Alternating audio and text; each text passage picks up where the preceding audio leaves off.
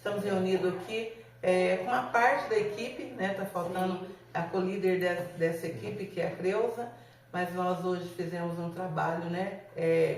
Extensivo ao atendimento em sala de libertação, que nós chamamos de despojos após batalha, que é o recolhimento que a gente faz de objetos negativos, de má influência, que estão ligados às trevas, que essa pessoa, sem saber, né, que estava envolvida através disso, traz para dentro de casa, né, sem o conhecimento, e após a libertação a gente faz esse trabalho, né, de estar recolhendo, né, essa objeto de transgressão, vamos dizer assim. Sim. E nós fazemos a queima, né, e tornamos em cinza todas essas coisas que não devem ser dadas a outras pessoas, né. Uma vez que nós identificamos que aquilo não tem valor espiritual benéfico para as nossas vidas, e sim de maldição, então nós devemos eliminar essa maldição. A própria Bíblia vai dizer sobre isso, que nós devemos queimar aquilo que transgride a palavra do Senhor.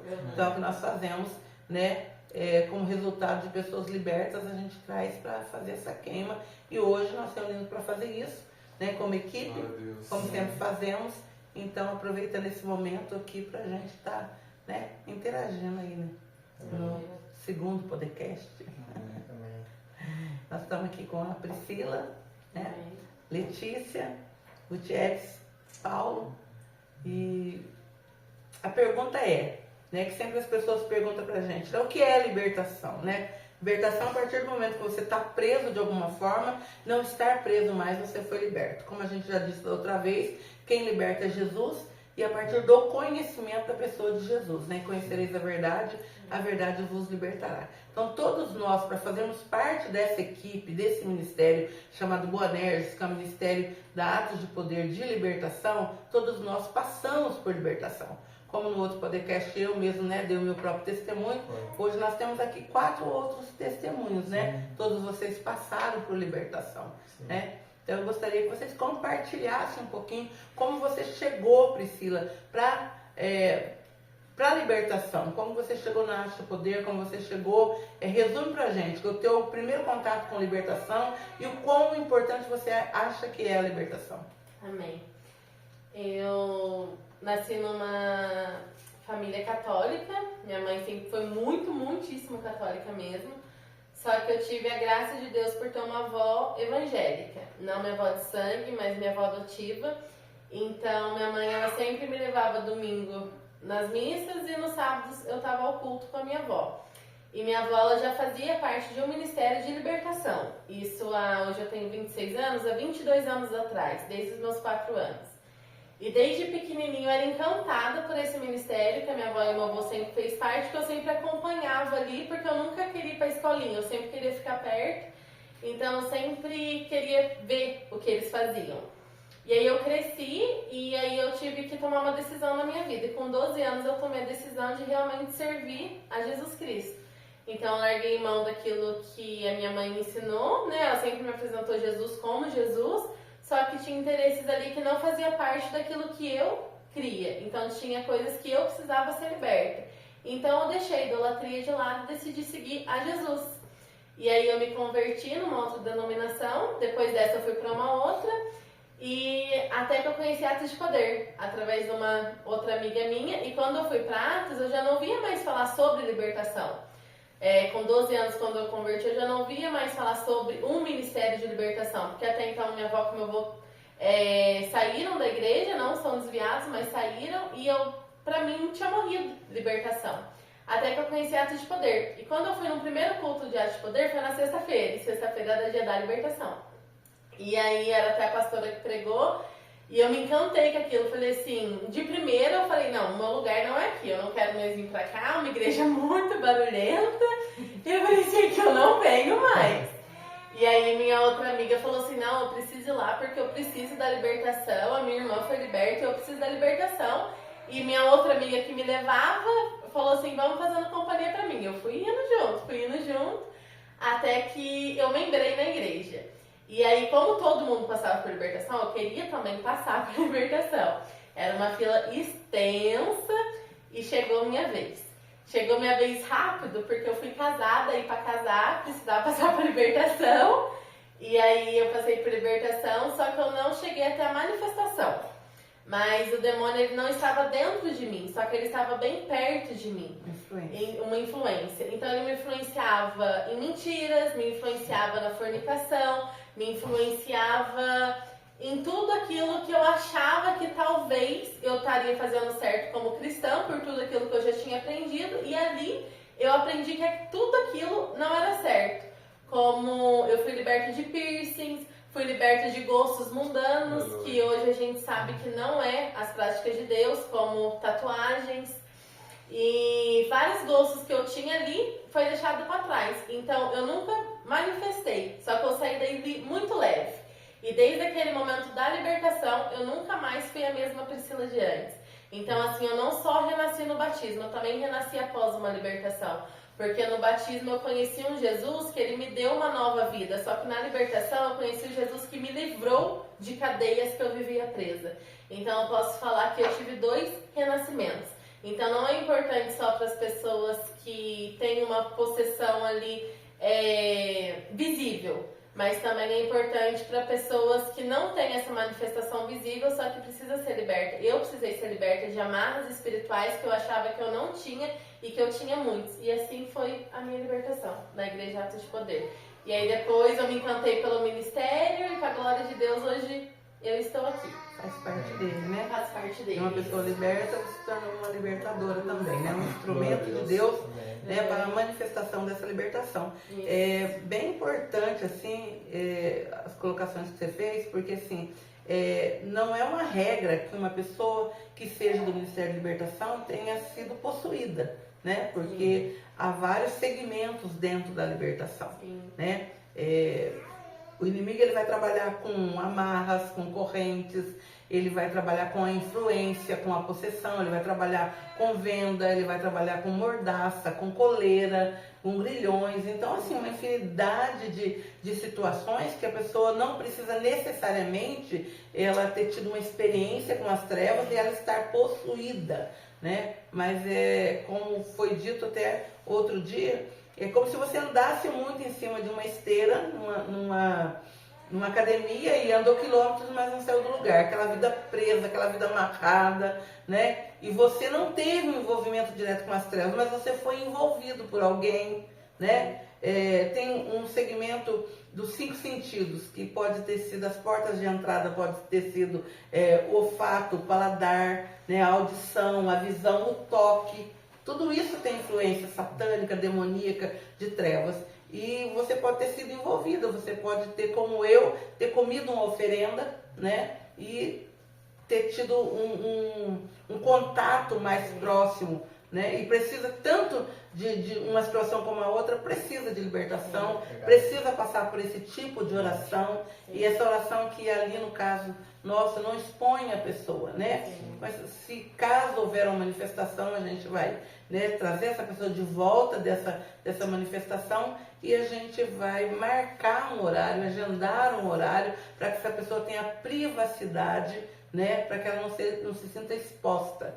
Então, esse critério que a Atos de Poder tem, de uma igreja 99,9% liberta, é onde a fila é muito extensa, né? Que a Priscila falou. Porque vai chegando pessoas e vai entrando para essa fila, né? E nós trabalhamos uma vez por semana, né? Nós temos o nosso dia e temos também a sexta-feira, que é o culto de libertação. Isso quer dizer que Deus não liberta no sábado, no domingo, outro dia? Claro que liberta, Jesus é libertador. Mas na sexta-feira nós temos esse foco, né? Na sexta-feira nós temos esse direcionamento, né, de ataque, contra-ataque, né, para que se houver alguma coisa oculta, infiltrada, camuflada, diante daquele confronto, ela se manifeste para que a pessoa seja livre, né? Temos também outras pessoas aqui que também têm semelhança com o que a Priscila falou, que também não houve uma manifestação, que é o caso do Paulo, né, Paulo?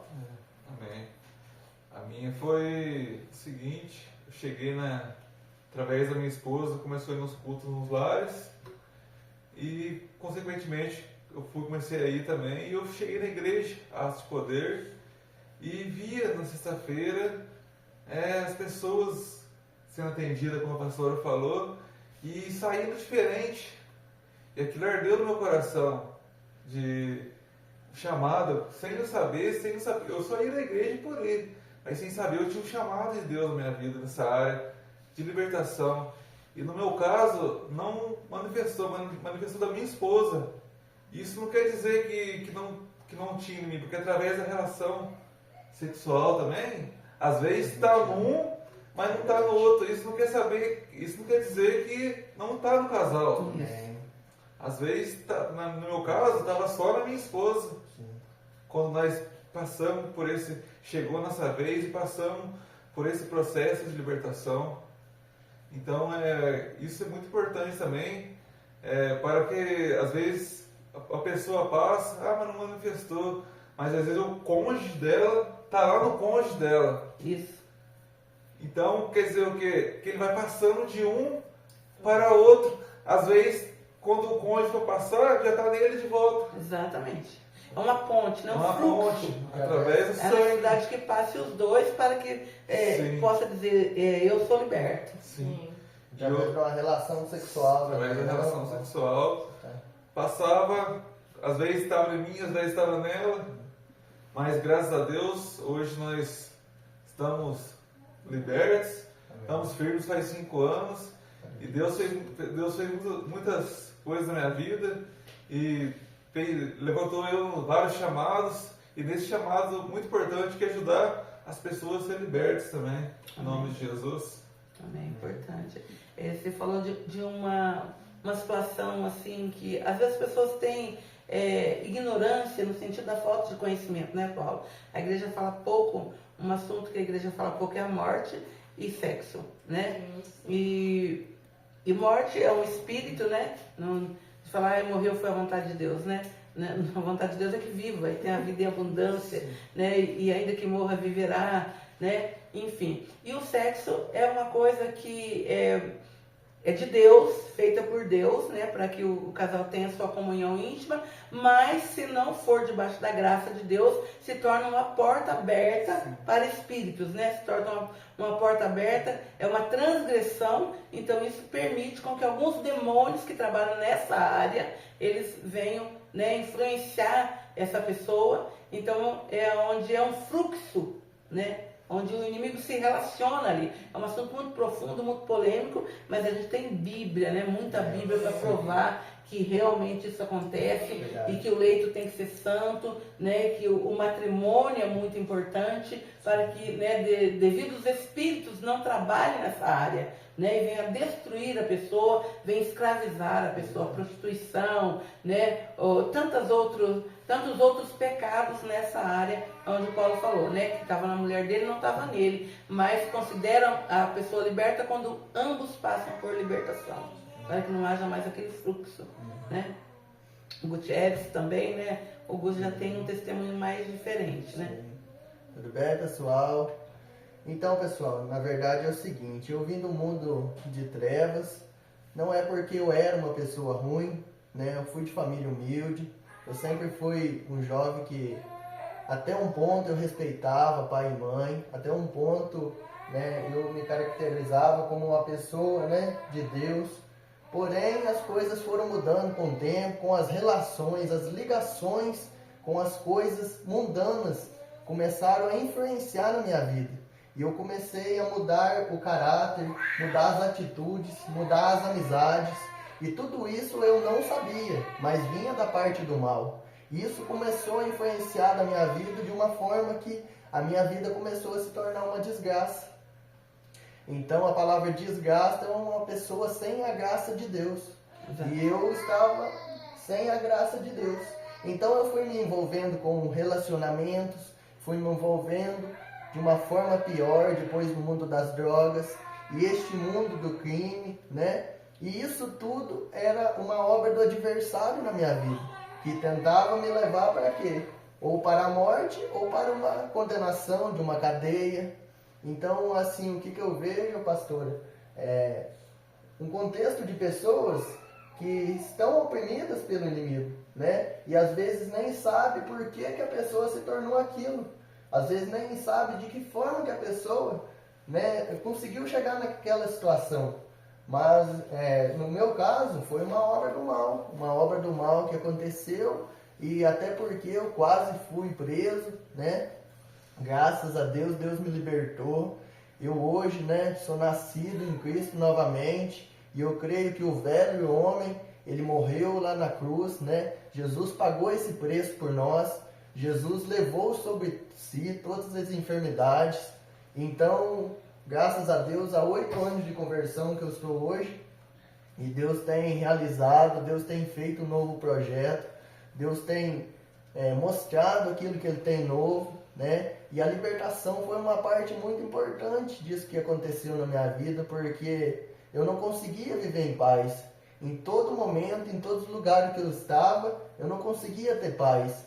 E eu percebia também que as pessoas à minha volta não tinham paz, porque os lugares que eu habitava não eram lugares que a luz entrava, que Jesus estava presente, porque a Bíblia mesmo nos fala, né? Ali no livro de Salmos, capítulo 1, que não nos assentemos na roda de escarnecedores. Então, tudo aquilo que não traz a presença de Deus, traz algo influenciado do mal.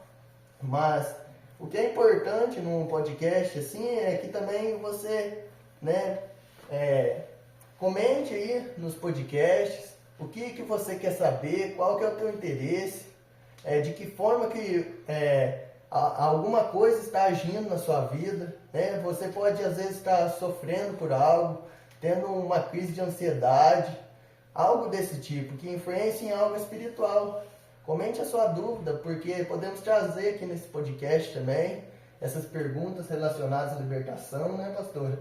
E para que as pessoas venham ter um entendimento do que é natural, do que é espiritual, do que traz esse peso espiritual para o ser humano e da forma que Jesus age, que Ele é manso e humilde, e Ele veio aqui para nos levantar como um ministério de Deus, para que pessoas venham ser ensinadas e pessoas venham ser alcançadas, né, por esse trabalho abençoado que nós temos. Então, no caso da Priscila e do Paulo, que acabaram de relatar aqui, que eles passaram por libertação, são pessoas libertas e chamadas por Deus para hoje estar fazendo parte dessa equipe, mas eles não houve manifestação espiritual neles. No teu caso houve. Houve. E como que é, o Gutierrez, você passar por essa experiência, né, que muita gente nem acredita que é possível, saber que um espírito, uma força maligna contrária à palavra de Deus, contrária à vontade de Deus, possui um ser humano e leva o ser humano a práticas, né, que vão contra a palavra de Deus e práticas que a própria pessoa não quer executar e acaba executando e fica sabendo disso só após a libertação. Como é que é essa experiência? Pastora, então, na verdade é o seguinte, enquanto eu estava, né, no mundo e não tinha aceitado Jesus ainda, eu não tinha essa consciência que eu era escravo e que eu estava sendo um escravo de Satanás. Então, assim, para mim eu estava agindo normalmente e estava indo num contexto que o mundo leva um ser humano, né? A viver uma vida, a crescer, fazer uma família, né? Construir algo na vida. Então, assim, e a partir desse momento, o que me levou a Cristo foi a dificuldade. A dificuldade, né, de não ver mais uma saída. Mas a libertação minha, pastora, depois que eu fui até Jesus, né, chegamos na igreja, né, e teve todos os ocorridos, através de uma oração um dia, todas as vezes que alguém orava para mim, nunca eu manifestava. E um dia eu comecei a passar mal. E o meu estômago começou a embrulhar e eu comecei, né, a me sentir amedrontado, apavorado, e eu sentia que aquilo não era de mim. Então, no momento da libertação, eu fiquei, vamos dizer, pessoas ficam conscientes na libertação e pessoas ficam inconscientes. Mas o que aconteceu? Tinha um demônio das trevas que estava agindo na minha vida e eu não sabia. Então, a partir do momento que Jesus manifestou, né, a sua luz na minha vida, eu fui liberto. E realmente foi uma manifestação que eu tive, né, que não me pertencia aquilo, mas este mundo espiritual estava carregando esse peso nas minhas costas. E a partir da libertação ali, eu me senti uma nova pessoa, os caminhos começaram a abrir, sabe? Eu não conseguia, eu cheguei num ponto que eu não conseguia ter um emprego, as portas para mim fecharam de todos os lados, chegou num ponto que ele começou a me oprimir, colocar pessoas contra a minha vida, colocar, né, sentimentos de depressão, sentimento de perca, fala assim, você vai morrer, você não é nada na vida. E depois que eu fui liberto, isso tudo sumiu, sabe, pastor? E eu vi Jesus colocando um novo caminho na minha vida, uma nova trajetória. É importante, ô Gutierrez, esse tipo de testemunho, porque tem pessoas que nem acreditam que o diabo existe, né?